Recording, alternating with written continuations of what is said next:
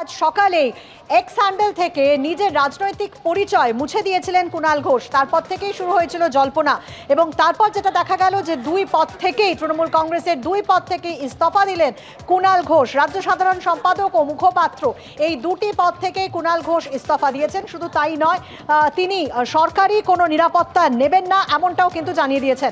আমরা কথা বলবো আমাদের প্রতিনিধি কৃষ্ণেন্দু অধিকারীর সঙ্গে। কৃষ্ণেন্দু, যে জল্পনা, যে ইঙ্গিত সকালেই পাওয়া গিয়েছিল, বেলা গড়ানোর সঙ্গে সঙ্গে দেখা গেল তাই সত্যি হলো। একদমই তাই। এবং খুব তাৎপর্যপূর্ণভাবে কুণাল ঘোষ, যিনি রাজ্য তৃণমূলের সাধারণ সম্পাদক এবং মুখপাত্রের দায়িত্ব পালন করেন, প্রতিদিন যাকে বিরোধীদের আক্রমণের জবাব দিতে দেখা যায়, সেই কুণাল ঘোষ দুটি পদ আজকে ছেড়ে দিলেন।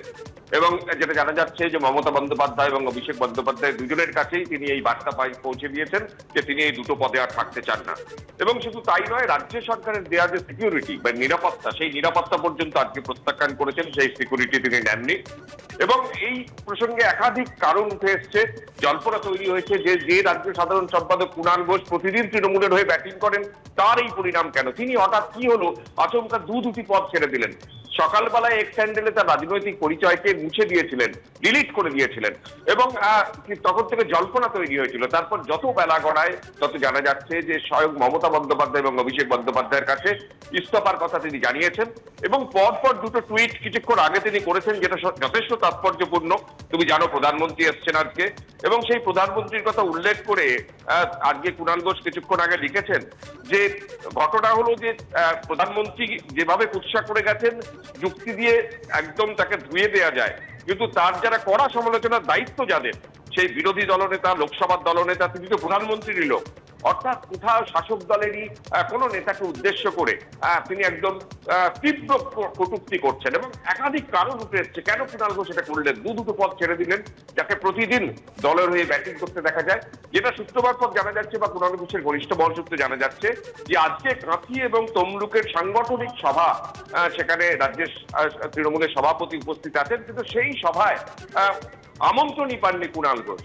এবং গতকাল উত্তর কলকাতায় এই যে 10ই মার্চ যে তৃণমূলের ব্রিগেডের সভা, সেই সভার প্রস্তুতি সভা গতকাল উত্তর কলকাতায় হয়েছে এবং সেই সভাতেও প্রস্তুতি সভা, সেই সভাতেও আমন্ত্রণ পাননি কুণাল ঘোষ। অর্থাৎ উত্তর কলকাতায় যেখানে তিনি বাসিন্দা, যেখানে তিনি সংগঠন করেন, সেখানে সাংগঠনিক প্রস্তুতি সভা হচ্ছে, অথচ তিনি আমন্ত্রণ পাচ্ছেন না, বাকি সবাই পাচ্ছে। এমনকি যে পূর্ব মেদিনীপুরের দায়িত্ব তার, নন্দীগ্রামে কিছু হলেই দল তাকে অ্যাসাইনমেন্ট দেয় সেখানে যাওয়ার, তার ঘনিষ্ঠ মহলসূত্রে দাবি সেখানে রাজ্য সভাপতি গিয়ে আজকে প্রস্তুতি সভা করছেন তমলুক এবং কাঁথির, কিন্তু সেই সভাতে আমন্ত্রণ পত্র পর্যন্ত কুণাল ঘোষকে দেওয়া হয়নি। এবং একাধিক এইরকম কারণ তাকে বিদ্ধ করেছে। এবং তিনি বলছেন যে দলের সমস্ত অপ্রিয় কথা তাকে বলতে হয়, কিন্তু দলের থেকে সম্মান তিনি পাচ্ছেন না। অর্থাৎ দলের হয়ে তিনি ব্যাটিং করেন, বিরোধীদের প্রশ্নের যদি জবাব দেন তিনিই অসম্মানিত হচ্ছেন দলে প্রতিনিয়ত, এমন একটা ভাবনা তার ঘনিষ্ঠ মহলসূত্রে জানা যাচ্ছে। এবং সেই সূত্রেই গতকাল আজকে সকালবেলাতেই যেটা টুইটার থেকে বা এক্স হ্যান্ডেল থেকে তিনি তার রাজনৈতিক পরিচয় মুছেছিলেন, তারপর বেলা গড়ানোর সঙ্গে সঙ্গে তার দুটি পদ, সাধারণ সম্পাদক এবং মুখপাত্রের পদ থেকে তিনি ইস্তফাপত্র বা ইস্তফার ইচ্ছে প্রকাশ করে তিনি জানিয়ে দিয়েছেন দলনেত্রী মমতা বন্দ্যোপাধ্যায় এবং অভিষেক বন্দ্যোপাধ্যায়কে সরকারি সিকিউরিটি বা নিরাপত্তারক্ষী সেটাও ছেড়েছেন এবং যাবতীয় তৃণমূলের যে মুখপাত্রের দায়িত্ব পালন সেটা তিনি করবেন না, এমনটাও জানিয়ে দিয়েছেন। ধন্যবাদ কৃষ্ণেন্দু।